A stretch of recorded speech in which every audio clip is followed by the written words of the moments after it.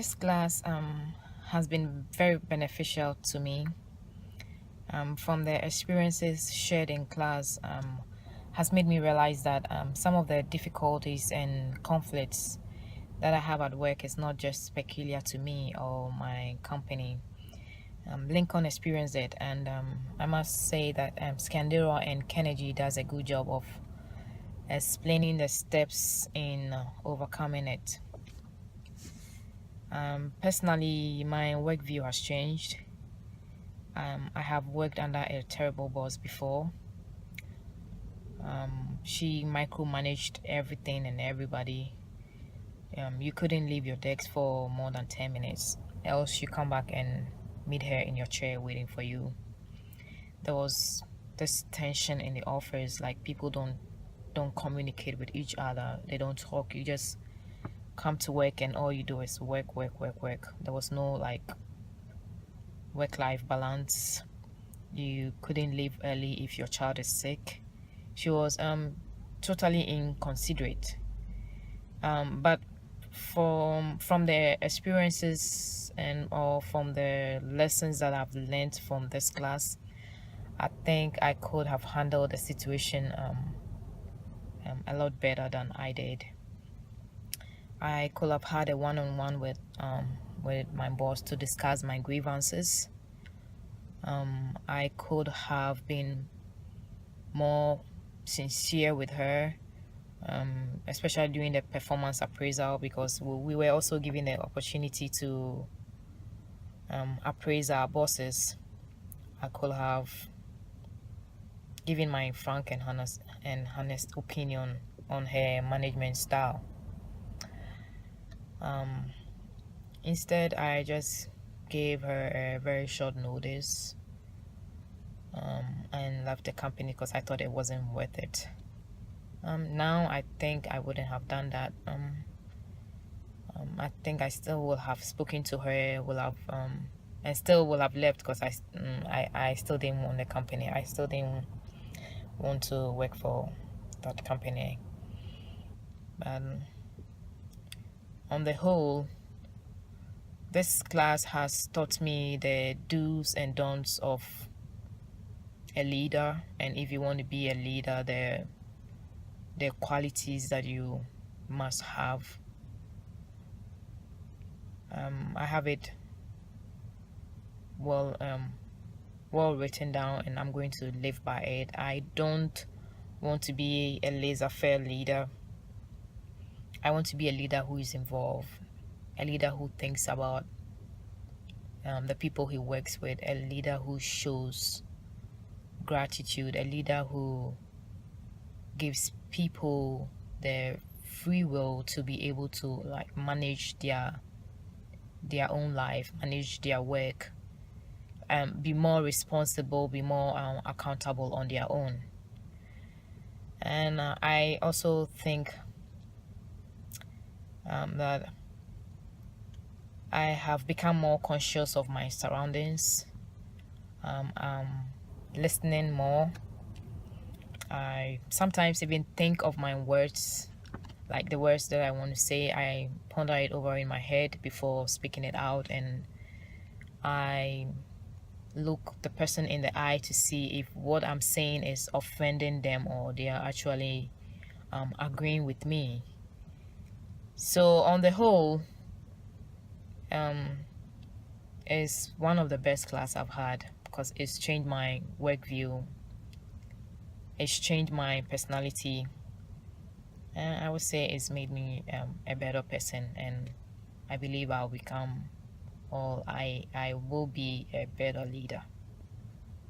Thank you, God.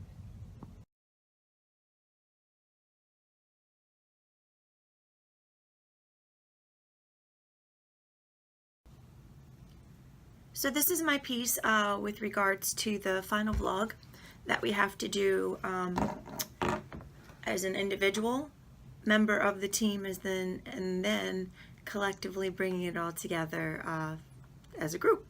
So my piece of it is, what have I learned individually? I've done a lot of self-reflection, ironically enough, throughout the 8 weeks we've been in this class. And I do remember early on in the semester that Dr. Gower identified that I think previous students indicated that this class for them was somewhat of a therapy session. I can say wholeheartedly that that is a very true and accurate statement for myself. I found myself more often than not reflecting on things that had either transpired that day at work and or things that were ongoing, either previous for an extended period of time or things that I knew that were on the horizon that I had to deal with. Leadership wise, I know there's a very clear definitive distinction at times, maybe at times not so much, between management and leadership. And what does it mean to manage and then lead and then lead and then manage? And can one effectively do both simultaneously? This has been my struggle more often than not here as of late. And I don't know, and maybe through the self-reflection, I have found that it could be primarily because of the variance of the dynamics of the personalities that are presented with those that I am overseeing and managing right now and leading to prepare them for their career progression as future leaders. The mindset is different. The work ethic is totally different. The way that they just present themselves, not just at a particular situation, but just present themselves as beings. Their approach is different, how they handle things, their conflict resolution, problem solving, critical and strategic thinking, their analytical thinking is different. They're more feelings based than factual based, and sometimes that is my struggle because numbers don't lie, the data doesn't lie, it's there. And when you are trending in a particular direction that's not favorable, so when you're trending downwards after 3 months of positive trends, something's going on and they come to you, and I'm talking about observable behaviors, things that are actual, things that have taken place, and then their answers are, I feel like, don't tell me how you feel, I don't really care. And ironically enough, that statement was also made this semester by Dr. Gower, indicating that myself and Thor really could care less what people think. I'm going to validate that. I think, and it's at this point in my career, earlier on, maybe in my previous life, when I first started my career, I cared. I cared about what people thought. I cared about what people think of me, how just their perception. And now through many years of doing this and have had many different types of encounters and situations with people, and it's the craziness of people and the things that they bring to the table and the things that they bring on an HR perspective and the things that they bring into leadership, and they think that it's okay. I think that has I don't want to say tarnished my perspective. I definitely see things and view it in a different lens. That's 100% true. And I think that earlier on, my perception, or not my perception, but my thought and my approach to all of this, maybe it was a 50-50 with the feelings, and then the other half of that was data. And somehow with the feelings, I would justify the data. I would play that into it. So I think that after real life experiences, best practices, lessons learned through the career journey, all of that has gently shifted. So feelings not so much plays a part. I am empathetic, and I do understand that life happens. And I do understand that life happens sometimes really, really hard and totally unexpected. And it's how we adjust when those moments happen. How do we respond? How do we navigate through that particular journey of that life piece of the work-life balance?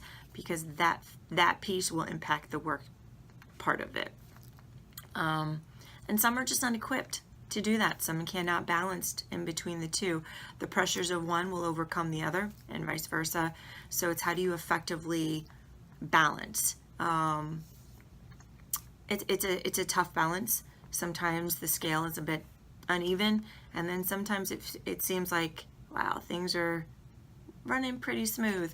And it's at those moments for me personally that I find myself waiting for something else to happen so that I can adjust and respond accordingly. I know the last piece of this vlog for myself, the question that was asked is, who are you as a leader and why? If I had to label myself as a leader, take one of those principles out of Scandora or any of the things that you've heard people talk about in conversation, transformational, servant leadership. There's a communicative leader that just talk, and there's no actions. There's a reactive leader, transformational, transactional, like all of those. I think I've already mentioned those. Who am I as a leader? I don't think that I could accurately label myself as a particular, like I don't feel like I fit into a particular bucket. I feel, I know that I take principles and concepts from the varying leadership styles and enact on those and use those within my direct reports. I manage everyone totally different. I manage them as individuals, and rightfully so, because that's exactly what they are. They are individuals and should be managed accordingly. All of their communication styles are different, learning styles are different, how they react is totally different from one to the next. So how I lead them individually is totally different amongst themselves. Collectively, as a unit, as a team, how do I lead them? That's when I identify all of the strengths and I leverage them as a unit, especially dependent upon the circumstance and situation that is presented to us. I know what the key levers are and the drivers for each of my direct reports, and I can place them in particular situations where I know that they will excel, as well as placing them in particular situations where identified weaknesses are already presented and have been presented. I will place them in those situations so that they can develop, so that they can grow, so that the weakness is no longer a weakness and it's a strength. I tell them all the time, the moment you feel uncomfortable, I'm good with, because that moment that you are uncomfortable means that you're stepping out of your comfort zone. Growth is happening, development is happening, and as a leader, I would not be doing you do justice if I didn't place you in those kinds of opportunities where you were growing and you were developing and your skill set was being diversified, and yeah, I wouldn't be doing my job. And that's my job, career progression, identifying that early on. What are you wanting to do? What are you wanting to do here? What are your short-term goals? What are your long-term goals? And we can take short-term goals as being bite-sized. 3 months from now, what are you wanting to do? Let's make an action plan, whether it's placing that in some type of coaching plan, and getting buy-in early on, kind of getting that conversation going so that there's commitment. And I'm going to hold them accountable. And in return, I expect them to hold me accountable for getting them to where they need to be. So, team Bepaketh, whatever. So our team between myself, Thor, Kenny, and Becky, our roles, I think, early on we identified in our group formation project that Kenny was the leader. I can say with all confidence that I think that either myself and or Thor, probably myself, took that spot from him. Shocker, or not so much. I am outspoken, to say the least, and I will get my viewpoint across. Other than that, I think we evolved, and in a good way. We evolved together as a group. You know, with any group, early on, you've got the kind of, what's going on? How do we, integrate with one another?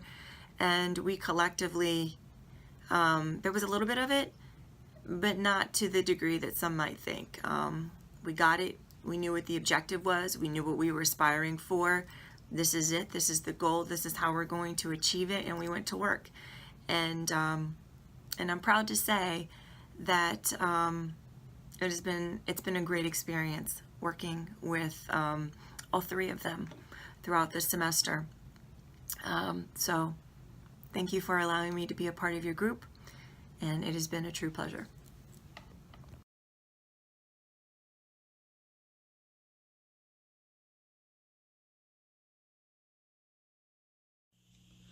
What I've learned about myself as a leader is I am a committed and driven individual.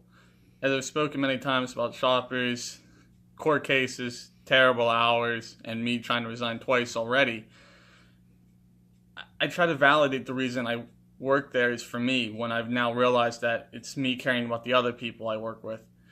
Shoppers is in a downturn, and I'm scared to leave it because I'm worried once I leave, it will all fall apart. So in order to correct this, I'm trying to train my second person to take over for me because I know I cannot leave there if no one's trained to do my job once I leave. And this kind of goes to answer the question, who am I as a leader and why? I'm a leader that likes to work hard and prove to myself that I can do anything. I like to lead by example. And I do this to show myself and others that I can do it. Whether they doubt me because I'm a millennial, lack of experience, or anything, I like to prove to people that I can do anything and I can solve problems that are presented to me and accomplish my goals.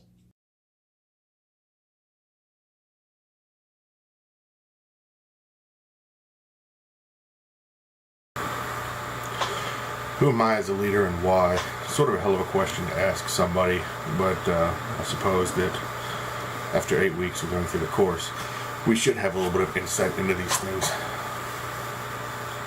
I obviously am a product of my background, my time in the military, my time since the military, my time in combat, all of those things. And what I learned is there are a lot of leaders that I've had that I have not liked.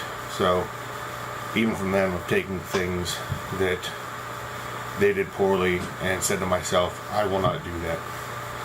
I will look at the good examples that I had in front of me and try to mimic those, and look at the bad examples and try to eliminate those from my potential avenues for leading individuals. After having been through this 8-week course, I realized that although there are a lot of traits that I had that were talked about in the different books and articles and things we read, from Scandor trying to be a transformational leader to finding accountability to be very important to me, as we talked about self-handicapping leadership. What I learned in all of it was that the traits are there, but there's definitely room to work on them. If you're a leader or trying to be a leader and you're not working on yourself, then you're really just going through the motions.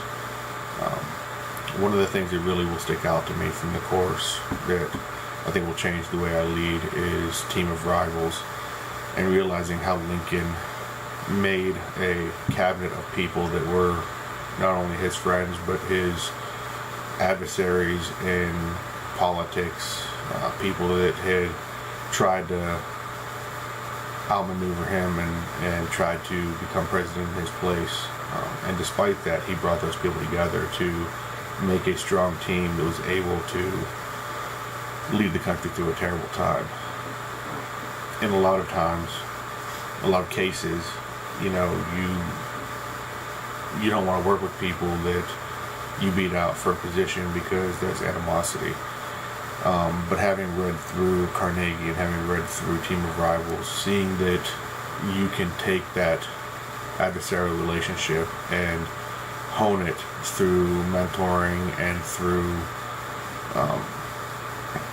creating a sense of a common goal, and take those people who aren't necessarily subordinates and make them believers and followers, I think is an important lesson that I'll take from this class.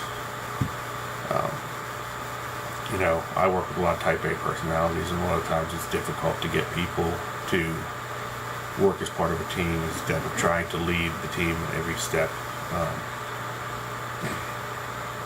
Moving forward is definitely something that I will, instead of trying to eliminate those people, I will try to transform them into someone who wants to be part of the team and is working with me for the common good. There are a lot of things that we learn in the class that I don't necessarily agree with. Some of Carnegie's beliefs on conflict I find to be faulty. Some of the ideas that you can't be harsh and be a good leader, I think, is also faulty. I think sometimes, depending on the individual, a little bit of harshness is required. A little bit of conflict is good,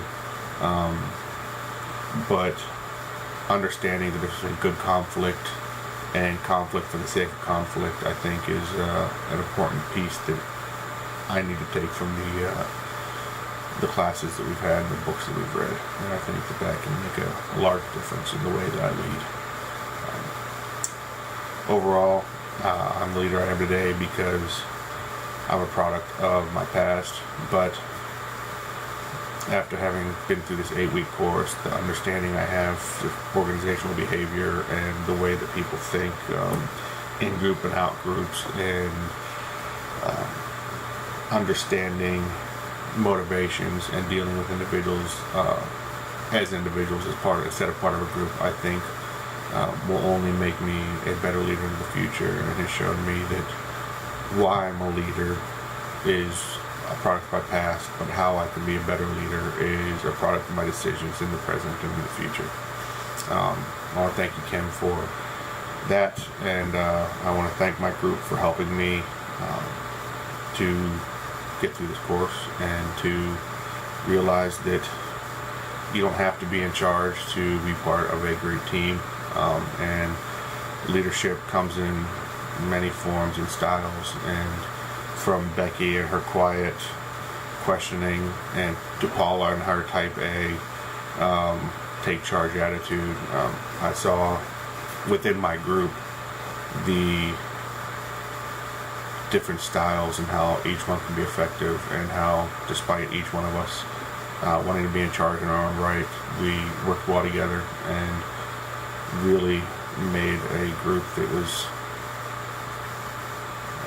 much stronger for our own individual tendencies and characteristics. So thank you all as well.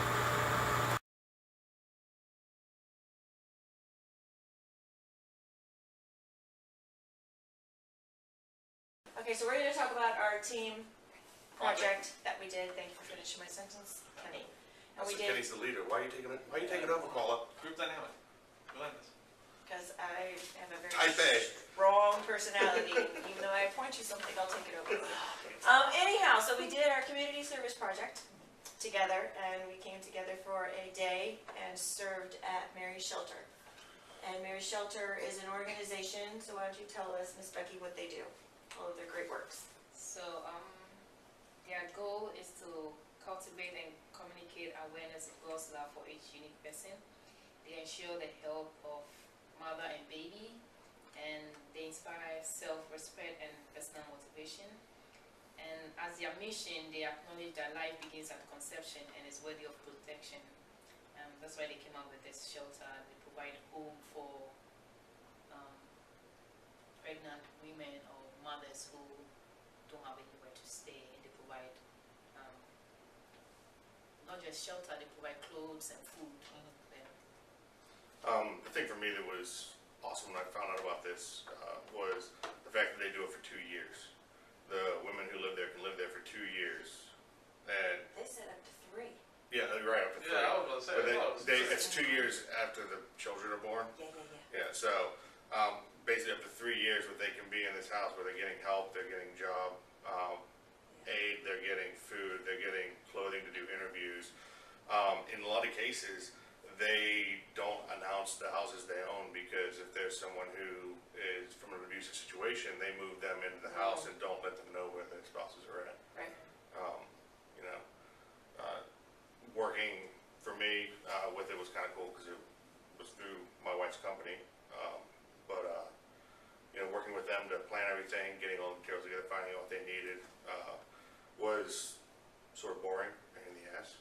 But getting to actually go there and do it was sort of very meaningful to me. Yeah, it was humbling. Like, it was because I got to work in the house I worked in. There was a ton of kids, and there was 3 moms there. They were telling me their story. They were actually afraid of me when I first walked through the door because I guess they're not used to being, and one of them in particular, I could tell had just gone out of something.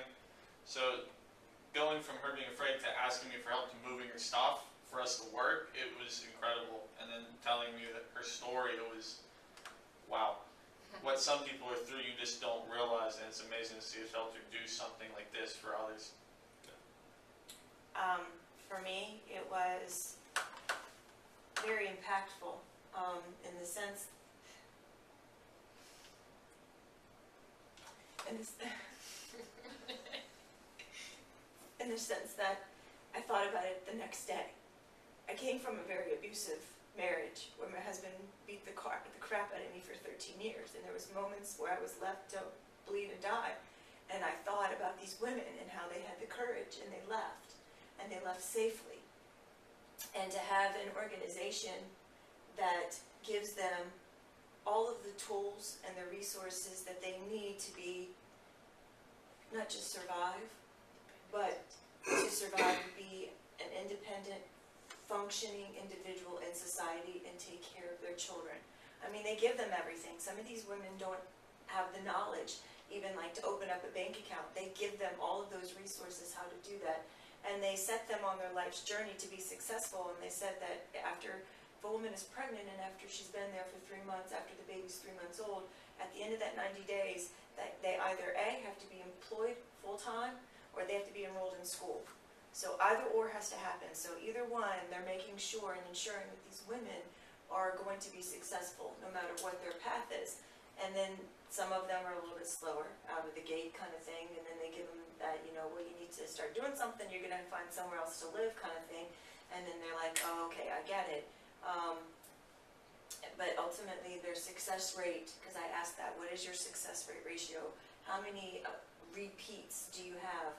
And out of all of the years that they've had it, they've only had 3, she said, that have come back, which I think is phenomenal, to say the least. Yeah, when you compare that to a homeless shelter, it basically has a revolving door. The stuff they do with the journals that the women staying there have to upkeep to show their progress, to show that they're actually progressing, it's amazing. Because homeless shelters, it's simply a revolving door. There was a woman there that has been there for like the last 3 days that they just picked her up off of the tent city. Yeah. There's like this big tent. I know exactly what you're talking about. Right outside of a Home Depot. Mm-hmm. And she was like living there with her child. It's insane. Well, I think the thing too, if we tie it back to the class, the fact that they're empowering these women, to use the catch term, they're empowering these women to take back their lives. Yep. They're teaching them skills. They're giving them, self-respect, which a lot of them have. And honestly, although we talk about self-handicapping leadership, but there's self-handicapping activities that go into everyone's lives every day. And I think it's awesome the effort they take to try to mitigate that in these women's lives. A lot of times they're in these relationships because they've been in these relationships. They came up growing up with fathers that were abusive. They fell into a relationship with someone who was abusive. It's all they've known. So trying to give them the skills to walk away from that, takes a lot of time and dedication, but it takes a lot of effort and a lot of courage on the part of the women who are doing it too. It's not just, the women that are running it, it's women that are going through it. And, there are a lot of things that you can say that you've been through, but I can't fathom going through what you went through. I can't fathom going through what these women go through. I grew up poor, and there were a couple of times we ended up on the streets, and I can't imagine what it was like for my parents in that situation. Yeah. And it drove me to try harder now. Yeah. But these kids now see their parents, or their mothers at least, going through this, and they have a way to overcome. So the kids don't start off seeing things poorly. Like my brother is still, pretty much useless, because our childhood was an excuse to him. These kids see that what you grow up with, what you start with, isn't what you have to end with. And it's not just empowering this generation, but the next generation too, which is, in my opinion, very, very much more important in a lot of cases. You know, you can't change society with the people that are alive now. You have to change it for the next group because they're the ones who are really going to drive the change further on. My opinion. I, for one, didn't know like something like this existed. Like from where I come from in Ghana, you mostly don't see people on the street. It was like we reach out easily to help, so we don't have shelters. I can give you a room in my house, not knowing you from Adam, but that's how we relate. So like getting to know what Mary Shelter does, like I was really touched. Like I've been pregnant 3 times. Like I imagine like being pregnant, being abused, having nowhere to sleep and no support, no food. I just can't imagine how difficult it is for these women. So we can throw it to the class. I didn't know, maybe you also don't know, but if you can help create awareness, Mary Shelter is in Fredericksburg. If you know any woman who is going through any kind of hardship or any kind of abuse, you can recommend this place where we have a flyer that I can bring to class, so you can pick their contact and share it with anyone you know who is going through any difficulty. And it doesn't have the stigma of the Rappahannock Women's Shelter. You know, it allows the women the anonymity of, you know, not being a shelter per se, and it allows them to avoid the people they're trying to avoid for safety reasons, but also it gives them the dignity of not saying, my house is the women's shelter here, it's just an address on the street, they stay in a house, so. I thought of it, like I just thought of like all of these thoughts the next day, and I was like, that is like, it's a place to live, yeah. It's like a transition, yeah, because they're transforming their lives and transitioning into the next phase of their life. Their next success, the success. They are the ultimate success story because they're allowed to talk about it. Yeah, and they also are protected. Like I know when I was going to the place, I ran into the woman who runs it. Suspicious as could be of me because I wanted to see a guy walking around their shelter because I didn't know the address at first. I got lost, but cared obviously was suspicious of me because she cared about the people in there. I thought that was incredible. Like afterwards, finally, she figured out who I was and why I was there. So the cuts word about. I'd be suspicious of you. I know a lot of people are. It's funny because I actually said to a couple of the ladies that work there, you know, I know the way I look. I know that one You too. know, and that's like, I mean, I'm a weird bearded balding guy, you know, who's pushing 40 that, you know, is, you know, a lot of these women are escaping from guys that look like me. And, or look like excuse me for the poor English. But, you know, what I didn't want to do is, you know, upset anybody being there. And, you know, they're like, well, we've told everyone who's going to be here and they know why you're here. And then, you know, thankfully I ran into a couple of ladies that lived there because they were coming through the office, but I worked in the office building. And honestly, seeing, it looks like a lot of stuff, like building those closet organizers seemed like, well, there's a lot of stuff in here, but then you realize, like, they have half a dozen houses and they have multiple women living in each of the houses, and realistically it's not a lot. I mean, not a lot of clothing, not a lot of food, not a lot of anything. You know, the organization we built for them allows them to fit a lot more into that space. But that only happens if people continue to donate, and you know, it sort of pushed me, like in my neighborhood, I've talked about it before, I'm the HOA president, like I've done a thing I put out in the neighborhood saying, you know, we have shelters in this community that need assistance. You know, we don't need it necessarily in Stafford Lakes, but we need it in Fredericksburg and Stafford County. And, you know, if you have time or if you have clothing you're trying to get rid of, instead of selling it for $3 on Facebook because you want to feel like you got them out of it, donate it to one of the shelters because they do need that stuff, you know. And I've had a couple people that already said, like, I don't like giving it to Goodwill because I feel like the Goodwill washes it, marks it up, and sells it. I said, you give it to something like this, and that's not going to happen, you know, which is, you know, again, makes me feel like it's not just a one-time thing, it's, you know, extending further. Yeah, very much so. But as far as the admin side of it, you know, the admin deciding what to build and where to build it, and, you know, materials and things like that was kind of boring. You know, I helped select shelving. I helped discuss how we could power wash sidewalks and things like that, but realistically, like the picking up of the materials was all on Lowe's because they're the ones that I mean were really running it.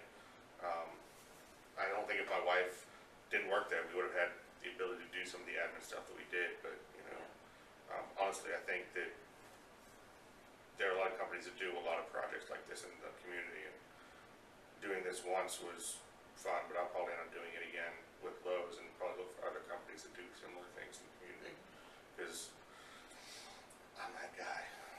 I find something like, I like the way this feels. Let's do it again. You know, it's ridiculous, but It was. my squishy side.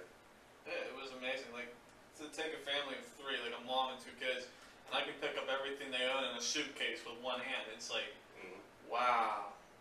I can't even do that. I look at my car sometimes with my work schedule, and it's like, I got more stuff in my car than these people have for a family of 3. It's incredible. And they don't even have a car.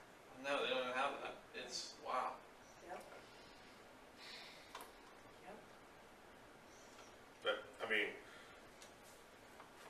honestly, a lot of it was awesome, but I think partially our group made it better because when we banter, make fun of each other a little bit. We make Paula mow the lawn. Awesome, right? And it was hot that day. We put Kenny in charge, then watch Paula roll over him. How'd that feel? All right. It's great to be team leader. And, In your mind. but yeah, I mean, I think that overall as a group, we work fairly well together. You know, Fairly. well enough that 3 of us are in a group in another class together. So can't really get mad about that, I suppose. It worked out. I feel good. I'm happy I'm with you guys. Could be worse. Could be worse. Could be worse. We could have forgotten to do stuff for the first project. Wait, that was us. Damn it!